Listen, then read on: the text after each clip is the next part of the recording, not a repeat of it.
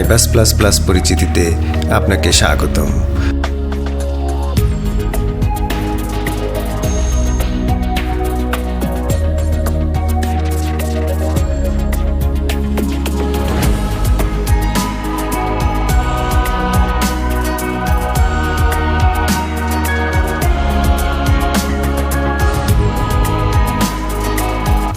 বাংলাদেশে বাজেট তৈরি হয় 3টি ধাপে। প্রথম ধাপটি হচ্ছে স্ট্র্যাটেজিক ফেজ বা কৌশলগত ধাপ। বাজেট পরিপত্র 1 বা বাজেট সার্কুলার 1, সংক্ষেপে BC1 এর মাধ্যমে এই ধাপের কাজ সম্পন্ন হয়। এর পরের ধাপটি হচ্ছে এস্টিমেশন ফেজ বা প্রাক্কলন ধাপ। এটি সম্পন্ন হয় বাজেট পরিপত্র 2 বা বাজেট সার্কুলার 2, সংক্ষেপে BC2 এর মাধ্যমে। BC2-তে মন্ত্রণালয়, বিভাগ, অধিদপ্তর তাদের নিজ নিজ বাজেট প্রস্তাব অর্থ বিভাগে পাঠায়। তখন অর্থ বিভাগ এই সকল প্রস্তাব বিচার বিশ্লেষণ করে যাচাই বাছাই করে চূড়ান্ত করে এবং বার্ষিক আর্থিক বিবৃতি, অ্যানুয়াল ফাইন্যান্সিয়াল স্টেটমেন্ট এবং মঞ্জুরি ও বরাদ্দের দাবিসমূহ বা ডিমান্ড ফর গ্রান্টস এগুলো তৈরি করে সংসদে পেশ করে। স্ট্র্যাটেজিক ফেজ বা কৌশলগত ধাপে সরকারের নীতি ও উদ্দেশ্য, যেমন শিক্ষা ও স্বাস্থ্যের মান উন্নয়ন, অবকাঠামো নির্মাণ, দারিদ্র্য নিরসন, কৃষি উন্নয়ন, বিদ্যুৎ উন্নয়ন, কর্মসংস্থান ইত্যাদি বাস্তবায়নের জন্য ব্যয় পরিকল্পনা করা হয়। পাশাপাশি সেই ব্যয় মেটানোর জন্য বিভিন্ন উৎস থেকে রাজস্ব ও ঋণ বা অনুদান সংগ্রহের পরিকল্পনা করা হয়ে থাকে।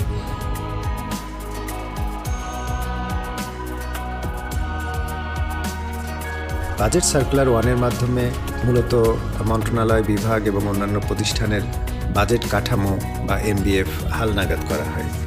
MBF-এর প্রধান 2টি অংশ থাকে। প্রথম অংশটা হচ্ছে বর্ণনামূলক। তাতে থাকে মন্ত্রণালয়, বিভাগ, অন্যান্য প্রতিষ্ঠানের মিশন স্টেটমেন্ট এবং প্রধান কার্যাবলী, তাদের কৌশলগত উদ্দেশ্য ও কার্যক্রমসমূহ, তাদের অগ্রাধিকার খাত ও কর্মসূচিসমূহ, এছাড়া তাদের কি পারফরমেন্স ইন্ডিকেটরও থাকে।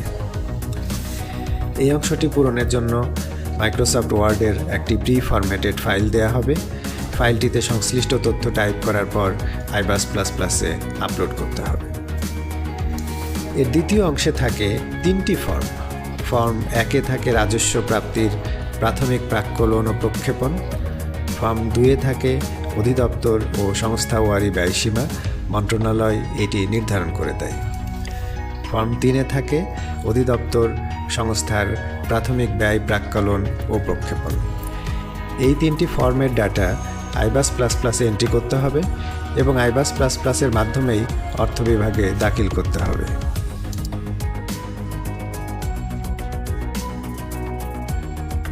আইবাস প্লাস প্লাসে লগ ইন করার পর আপনি বাম দিকে মেনুগুলো দেখতে পাবেন। প্রথমে দেখুন বাজেট প্রিপারেশন মেনু এবং তারপর বাজেট সার্কুলার 1 বা BC1 এর মেনু। এবং বাজেট সার্কুলার 1-এর অধীনে আপনি দেখুন যে রিসিট টার্গেট একটি মেনু রয়েছে, তার অধীনে ফর্ম 1 একটা মেনু। আমরা জানি যে কল সার্কুলার 1-এ 3টা ফর্ম থাকে, রিসিট টার্গেটের, এস্টিমেশন এবং প্রজেকশন। এক্সপেন্ডিচার সিলিংয়ের অধীনে 2টি মেনু রয়েছে, একটি হচ্ছে ফর্ম 2 আর একটি হচ্ছে ফর্ম 3। ফর্ম 2-তে আপনি ডেভেলপমেন্টের এস্টিমেশন এবং প্রজেকশন এন্ট্রি করতে পারবেন, আর অটোনোমাস বডিগুলোর এস্টিমেশন এবং প্রজেকশনও এন্ট্রি করতে পারবেন। ফর্ম 3 হচ্ছে ডিপার্টমেন্টগুলোর জন্য। সেখানে ডিপার্টমেন্টগুলো ডিটেল নন ডেভেলপমেন্ট এস্টিমেশন এবং প্রজেকশন এন্ট্রি করতে পারবে। প্রোগ্রামগুলো বা কর্মসূচিগুলোর এস্টিমেশন এবং প্রজেকশন এন্ট্রি করতে পারবে। যে উন্নয়ন প্রকল্প বা ডেভেলপমেন্ট প্রজেক্ট আছে সেগুলোরও এস্টিমেশন ও প্রজেকশন এন্ট্রি করতে পারবে। আমরা প্রথমে দেখি যে কিভাবে রিসিট টার্গেট বা রাজস্ব প্রাপ্তির লক্ষ্যমাত্রা এন্ট্রি করতে হয়। আমরা রিসিট টার্গেট মেনুতে গেলাম, তারপর ফর্ম 1 মেনুতে ক্লিক করলাম। আপনি ফর্ম 1-এ ক্লিক করলে দেখবেন 2টি মেনু রয়েছে, একটি হলো এস্টিমেটস অ্যান্ড প্রজেকশন, আরেকটি হচ্ছে estimates and projection finalize. Budget preparation এন্ট্রির ক্ষেত্রে আপনি সকল ক্ষেত্রেই এই জিনিসটি লক্ষ্য করবেন যে এন্ট্রির জন্য একটি মেনু রয়েছে এবং তারপরেই ফাইনালাইজ করার জন্য আরেকটি মেনু রয়েছে। কারণ হলো এইখানে দুটি ধাপে এন্ট্রি সম্পন্ন হয়। প্রথমে একজন ডাটাগুলো এন্ট্রি করেন এবং তারপর ঊর্ধ্বতন কর্তৃপক্ষ এটাকে ফাইনালাইজ করেন। তো আমরা দেখি কিভাবে এন্ট্রি করতে হয়। এস্টিমেট অ্যান্ড প্রজেকশন মেনুতে ক্লিক করলাম, করার পর এই যে স্ক্রিনটা আসলো, এই ধরনের স্ক্রিনই আপনি প্রত্যেকটা এন্ট্রির ক্ষেত্রে দেখতে পাবেন। প্রতিটি স্ক্রিনেরই তিনটি অংশ রয়েছে। প্রথম অংশ হচ্ছে প্যারামিটার সিলেকশন, যেখানে যে অর্থ বছরের বাজেট আপনি এন্ট্রি করতে যাচ্ছেন বা সিলিং এন্ট্রি করতে যাচ্ছেন সে অর্থ বছরটি দেখা যাবে। আর পাশাপাশি যে মন্ত্রণালয়ের বাজেট আপনি এন্ট্রি করছেন বা যে অধিদপ্তরের বাজেট এন্ট্রি করছেন, যে প্রজেক্টের বাজেট এন্ট্রি করছেন, সেইগুলো এই প্যারামিটার সিলেকশন স্ক্রিনে পাবেন, এই অংশে পাবেন এবং সেটা আপনাকে কিছু কিছু জিনিস অটোমেটিক দেখাবে, কিছু কিছু জিনিস আপনাকে সিলেক্ট করতে হবে। এরপরে গো দেওয়ার পরে বাকি নিচের যে দুটো অংশ সেটি অ্যাক্টিভেট হবে। একটি হচ্ছে সিলিং কন্ট্রোল। সিলিং কন্ট্রোলে আগে থেকে যে সিলিংটা নির্ধারণ করা রয়েছে তার কতটুকু আপনি ডিস্ট্রিবিউট করলেন, কতটুকু ব্যালেন্স রয়েছে সেটি এখানে দেখতে পাবেন। এখানে আরেকটি জিনিস দেখেন, প্রত্যেক অংশে আপওয়ার্ড একটা অ্যারো আছে, যেটা ক্লিক করলে ওই অংশটা হাইড হয়ে যায় এবং এর সুবিধা হলো যে স্ক্রিনটা যদি অনেক বড় হয়ে যায় তাহলে এই অংশ হাইড করে আপনি কিছু জায়গা এখানে পেতে পারেন। আর নিচের অংশে আপনি আসলে এন্ট্রিটা করুন। যেমন আমরা এখন রিসিট টার্গেট এন্ট্রি করব। প্রথমে সেক্রেটারিয়েট সিলেক্ট করলাম এবং তারপরে তার একটা টার্গেট আমরা এন্ট্রি করব।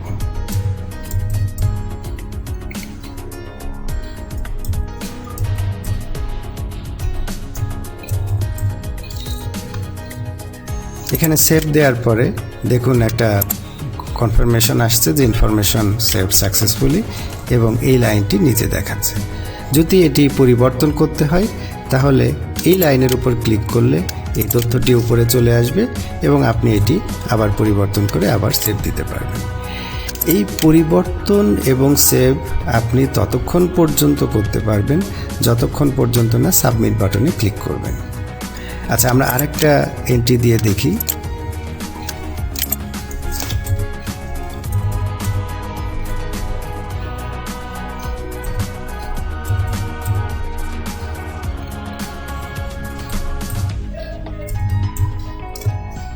আবার সেভ দিলাম এবং দেখালো যে ইনফরমেশন সেভ সাকসেসফুলি। এখন দেখুন ইতিমধ্যে যেটুকু আমরা সেভ করেছি সেই যোগফলটি এইখানে দেখা যাচ্ছে এবং ব্যালেন্স কত আছে সেটা এখানে এই লাইনে ব্যালেন্স লাইনে সেটি সেটা দেখানো হচ্ছে। এরপরে আপনি যদি সাবমিট করেন তাহলে এই তথ্য আপনার ঊর্ধ্বতন কর্তৃপক্ষের কাছে চলে যাবে এবং তারা তখন এটা নিয়ে কাজ করতে পারবেন। আপনি একবার সাবমিট করার পর এই তথ্য এই স্ক্রিন থেকে আপনি আর পরিবর্তন করতে পারবেন না। যদি আপনার পরিবর্তন করার একান্ত প্রয়োজন হয় তাহলে ঊর্ধ্বতন কর্তৃপক্ষ এই এন্ট্রিটিকে আবার রিওপেন করে দিবেন। আমরা সাবমিট করি। এখানে আপনার কাছ থেকে কনফার্ম হতে চাচ্ছে যে আপনি এই ডাটাটা সাবমিট করতে চান কি না। ইয়েস ক্লিক করলে ডাটাটি সাবমিট হয়ে গেল। এখন দেখুন আমরা যদি এটা আবার সেভ করতে যাই, এটা 5 আছে 6 করলাম, তাহলে কিন্তু বলছে entry is blocked, data already submitted for review. ফলে আপনি একবার সাবমিট করার পর আর চেঞ্জ করতে পারবেন না। এই ডাটা তখন চলে গেল আপনার ঊর্ধ্বতন কর্তৃপক্ষের কাছে। ঊর্ধ্বতন কর্তৃপক্ষ এই মেনুটি পাবেন, এস্টিমেটস অ্যান্ড প্রজেকশনস ফাইনালাইজ। তিনি এখানে গেলে আবার একই ধরনের একটি স্ক্রিন আসছে। আপনি দেখুন এখানে গো বাটন প্রেস করলে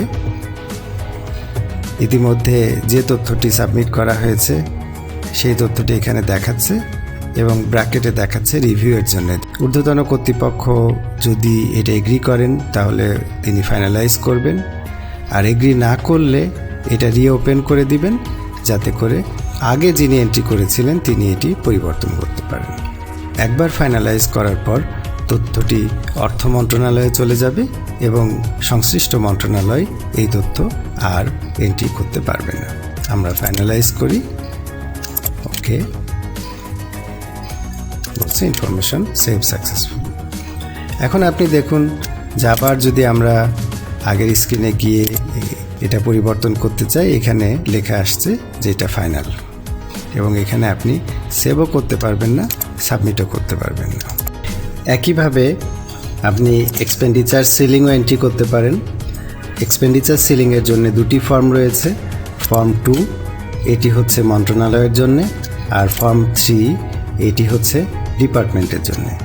ফর্ম 2তে দুটি স্ক্রিন রয়েছে, একটি হচ্ছে ডিপার্টমেন্টগুলোর জন্য এস্টিমেশন এবং প্রজেকশন এন্ট্রি, আরেকটা হলো যে অটোনোমাস বডিগুলো আছে, স্বায়ত্তশাসিত প্রতিষ্ঠান আছে, তাদের জন্য এস্টিমেশন এবং প্রজেকশন এন্ট্রি। ফর্ম 2 থেকে মূলত দুটি কাজ করা যায়।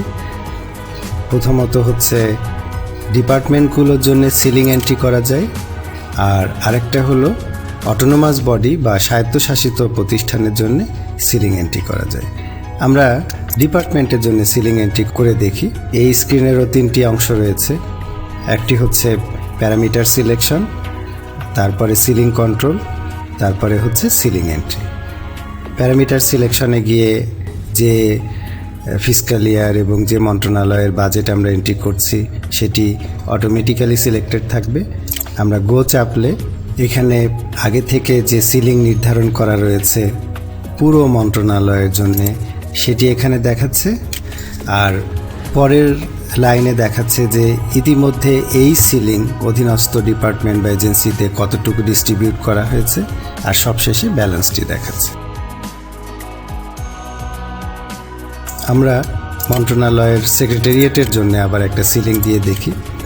এখানে দেখুন তিনটি ভাগ রয়েছে, একটা হলো এস্টিমেশন, আর একটি হচ্ছে পরবর্তী 2 বছরের প্রজেকশন। এস্টিমেশন অংশ এবং প্রজেকশন অংশতেও তিনটি করে ঘর রয়েছে, নন ডেভেলপমেন্ট, ডেভেলপমেন্ট অ্যাপ্রুভড এবং ডেভেলপমেন্ট আনঅ্যাপ্রুভড।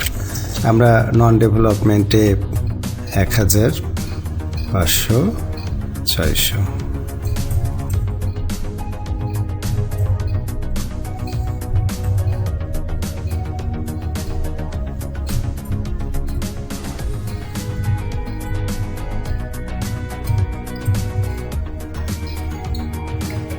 এটি এন্ট্রি করার পরে আমরা সেভ প্রেস করলাম এবং এখানে দেখালো যে ইনফরমেশন সেভ সাকসেসফুলি, আর যে ডাটাটি সেভ করা হয়েছে সেটি নিচে দেখা। আগে যেভাবে দেখানো হয়েছে একইভাবে আপনি যদি এটি এডিট করতে চান তাহলে এখানে ক্লিক করুন, তথ্যটি উপরে দেখা যাবে এবং আপনি তারপরে এডিট করতে পারবেন।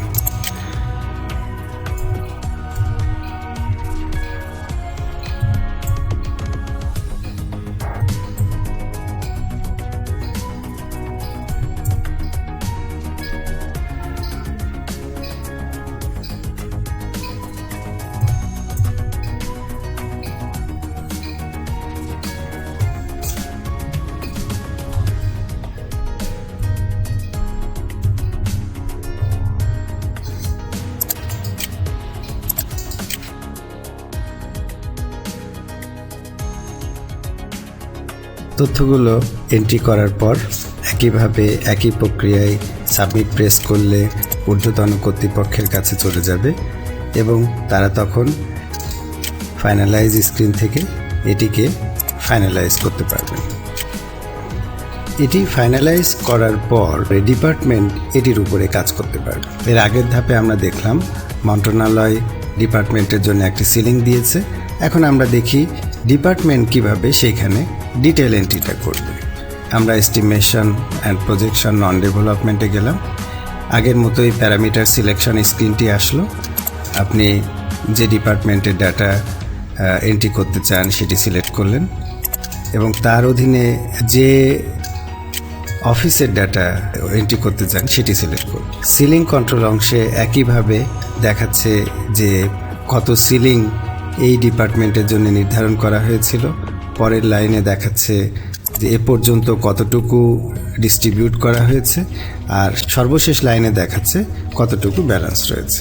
আমরা ডিটেল এন্ট্রির ক্ষেত্রে আমাদেরকে প্রথমে লিগ্যাল এন্ট্রি করতে হবে এবং তারপর ইকোনমিক কোড এন্ট্রি করতে হবে। এখানে দেখুন যে ইকোনমিক ডিটেল কোডের পরিবর্তে ইকোনমিক গ্রুপ কোড অর্থাৎ 4501-এর পরিবর্তে 4500, 4600 এভাবে আমরা এন্ট্রি করছি। পরের 2 ভাগে আরেকটি জিনিস এন্ট্রির ব্যবস্থা রয়েছে, সেটা হলো এই যে খরচটি তার কত পার্সেন্ট পভার্টির জন্য যাচ্ছে আর কত পার্সেন্ট জেন্ডারের জন্য যাচ্ছে।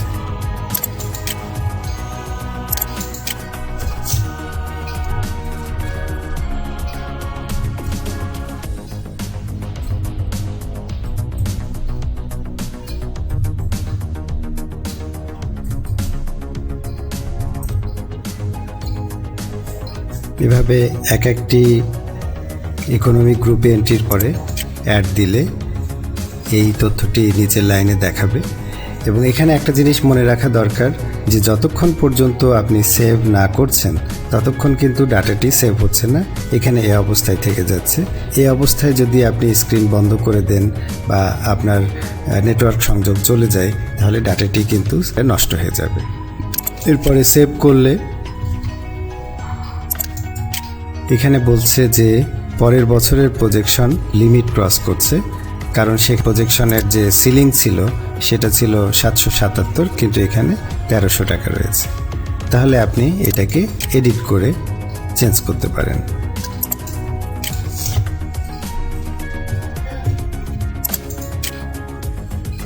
এখানে কমে এই ফিগারটা 1000 টাকা হয়ে গেল।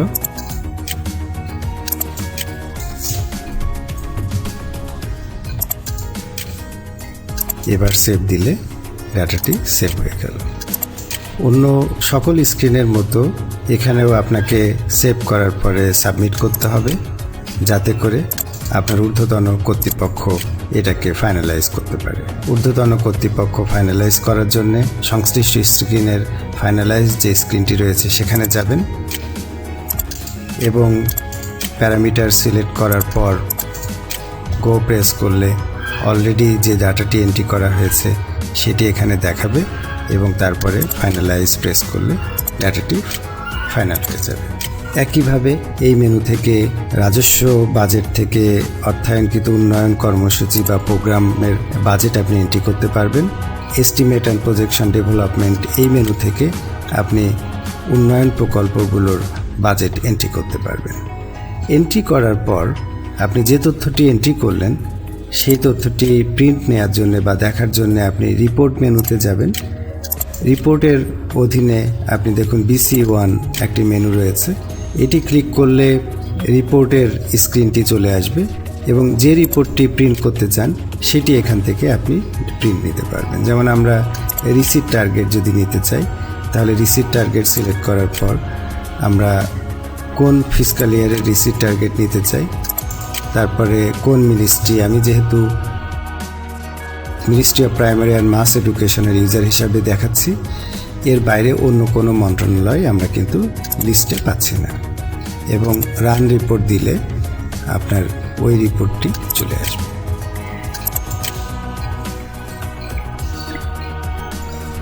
সেখানে এই রিপোর্টটি আপনি দেখতে পাবেন এবং এখান থেকে আপনি সেটি প্রিন্ট নিতে পারবেন। একইভাবে অন্যান্য ফর্ম 2 যে ডিপার্টমেন্ট সিলিং রয়েছে বা ফর্ম 3-র নন ডেভেলপমেন্ট এস্টিমেশন রয়েছে, ডেভেলপমেন্ট এস্টিমেশন রয়েছে, প্রোগ্রামের এস্টিমেশন রয়েছে, সেই রিপোর্টগুলো আপনি এখান থেকে একইভাবে নিতে পারবেন।